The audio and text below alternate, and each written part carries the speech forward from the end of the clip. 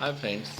ये जो हम अभी छठी कक्षा की एक हास्य व्यंग कथा है, उसे हम आज सुनेंगे।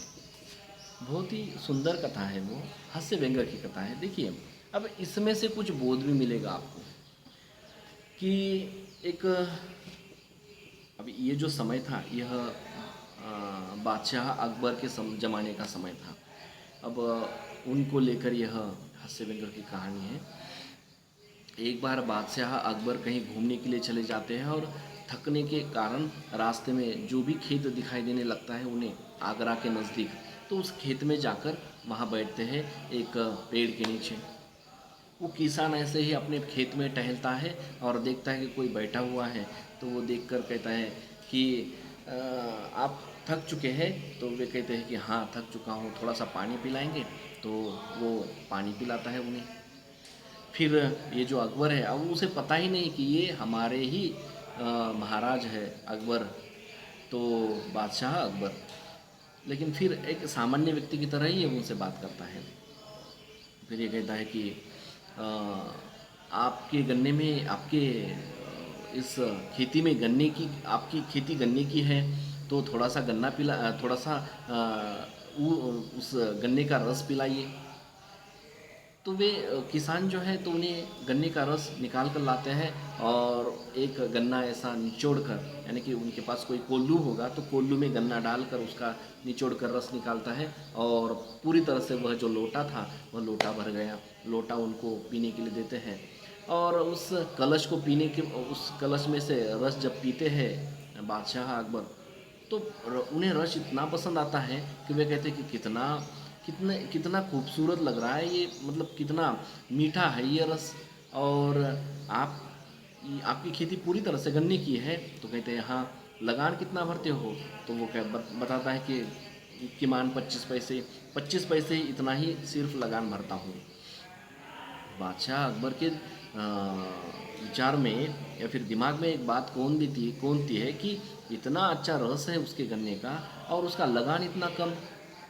तो लगान का मतलब होता है दोस्तों टैक्स, इंग्लिश में, मतलब आपको समझने के लिए। और वो कहता है कि इतना कम उसका लगान, इतना टैक्स उसका कम क्यों? उसका तो टैक्स बढ़ाना चाहिए, क्योंकि इसके गन्ने को बहुत अच्छा भाव आता आगे चलकर, है ना। अच्छे से खरीदारी हो जाती उसकी, बिक जाते और उसे बहुत सारा पैसा आएगा। तो जब बादशाह के मन में खोट आता है कि अब इस व्यक्ति का जो लगान है वो बढ़ाना चाहिए, तब मात्र वे सोचते हैं वैसा। और इस किसान को लगता है कि इस बार मात्र इस व्यक्ति ने कुछ तो भी सोच लिया, और सच में उनका जो सोचना है वह किसान समझ लेता है।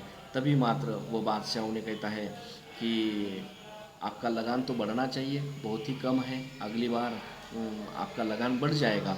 इस प्रकार से कहता है कि वो समझ लेता है। तब वो मात्र बादशाह अकबर फिर से थोड़ी देर के बाद में कहता है कि आपका रस जो है यह बहुत ही अच्छा था, लेकिन क्या अब जाते जाते और एक लोटा हमें रस पिलाओगे? तो किसान जाता है। उस समय मात्र उसके मन में एक ही बात चालू है कि ये जो है व्यक्ति शायद, अब उसे पता था कि उनके इस पोशाक से कि कोई राज दरबार का ही व्यक्ति है।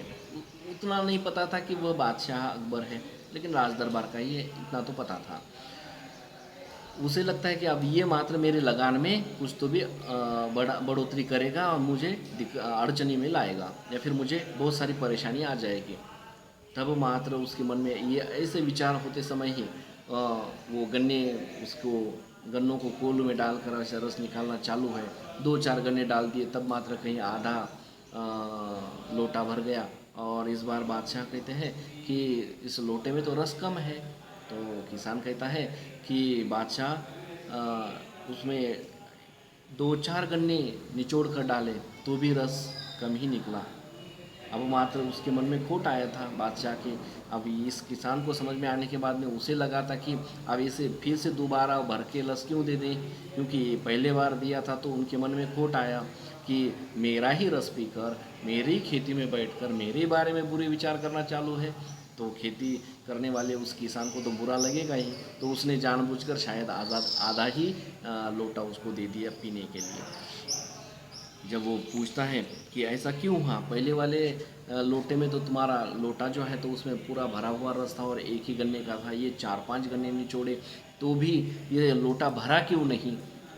तो किसान कहता है कि बादशाह अकबर, जब भी व्यक्ति अच्छे विचारों से कोई काम करता है तो वह काम भी अच्छा होता है, लेकिन जब उसके नीयत में खोट आने लगती है, जब उसकी नीयत ही बुरी हो जाती है, तब सामने वाला कोई भी काम हो वह बुरा ही होने लगता है। वह अच्छे विचारों से उसकी तरफ नहीं देख सकता, अच्छे दृष्टि से उसकी तरफ नहीं देख सकता। तो बादशाह अकबर को कुछ ऐसा हुआ कि उन्हें लगा, इन्होंने तो मुझे ऐसा मंत्र सिखाया, ऐसा ज्ञान दिया कि कोई गुरु शायद उसको बताने पर भी वो ज्ञान नहीं दे सकता, ऐसा ज्ञान मुझे इस किसान ने दिया। बादशाह अकबर उस पर खुश हो जाते हैं और वे कहते हैं कि चलो, मैं आपके इस राज्य का बादशाह अकबर हूँ और मैं तुम पर खुश हो चुका हूँ, क्योंकि तूने मुझे ऐसा ज्ञान दिया है कि किसी गुरु को मांगने पर भी वो नहीं देता। और हालांकि बादशाह अकबर के जो उसकी जो खुद का व्यक्तित्व था बादशाह अकबर का, कि बहुत ही अच्छा था और वे कहीं भी किसी भी प्रकार के व्यक्ति में जाति भेद या फिर धार्मिक विसंगतियाँ इस प्रकार का विचार नहीं करते थे। सब अपने हैं ऐसा कहते हुए चलते थे और सबको अपना समझते थे। इतना अच्छा दिल था बादशाह अकबर का।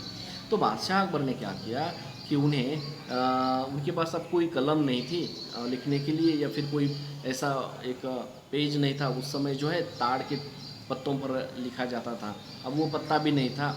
तब मात्र एक पीपल का वृक्ष दिखाई देता है और उसका एक पत्ता गिरा हुआ वो लाने के लिए बोलता है किसान को, और उस पर लिख कर देता है कि 2 गाँव मैं इसको भेंट देता हूँ। तो किसान कहता है इस पर लिख कर देने से थोड़ी ही मिलता है मुझे। तो वो कहता है जब भी तुम हमारे दरबार में आओगे और मुझे याद दिलाओगे कि 2 गाँव मैंने तुम्हें भेंट दिए थे, और ये प्रूफ, ये जो है ये आपने लिख के दिया था इस पत्ते पे, ये जब मुझे पत्ता दिखाओगे तब मात्र मैं सबके सामने उस लिख कर तुम्हें वह 2 गाँव भेंट दूंगा। लेकिन हुआ ऐसा, बादशाह अकबर वहाँ से चले गए, ये किसान कुछ काम करने के लिए चला गया और वहीं पर उसने, जहाँ पर खटिया पर वो बादशाह बैठे थे वहीं पर उसने वह पत्ता रख दिया और चला गया अपने काम करने के लिए। तब मात्र उसको कुछ देर के बाद याद आता है कि अरे वो वाला जो पत्ता है, गाँव देने की बात कर रहे थे बादशाह अकबर, उन्होंने उस पर लिख के दिया था, तो वो पत्ता तो वहीं पर रह गया जहाँ पर बादशाह अकबर बैठे थे। फिर से भागता हुआ चला जाता है उस पत्ते को लाने के लिए, क्योंकि वो हवा से उड़ जाएगा कहीं। हुआ ऐसा कि तब मात्र एक बकरी आती है और उसके पत्ते को खा जाती है, और उसे बहुत बुरा लगता है कि अब मेरे गांव तो चले गए। तब वो एक विचार करता है कि अब मैं, अब राजा मुझे कैसे पहचानेंगे जब मैं राजा को कहूँ कि आप मुझे गांव देना चाहते थे या फिर भेंट के रूप में 2 गांव देना चाहते थे।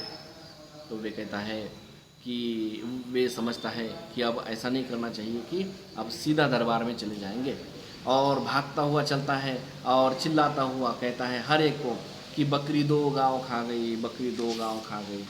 तो हर एक व्यक्ति सुनता है, क्या पागल है ये आदमी, बकरी 2 गाँव खाएगी, कैसे खाएगी, हाँ पत्तियाँ खाएगी, एक आधे पेड़ को पूरी तरह से, गिरा हुआ पेड़ जो है तो उसकी पूरी पत्तियाँ खा जाएंगी, ठीक है वो बात ठीक है, वो हम समझ लेंगे, लेकिन गाँव कैसे खाएगी।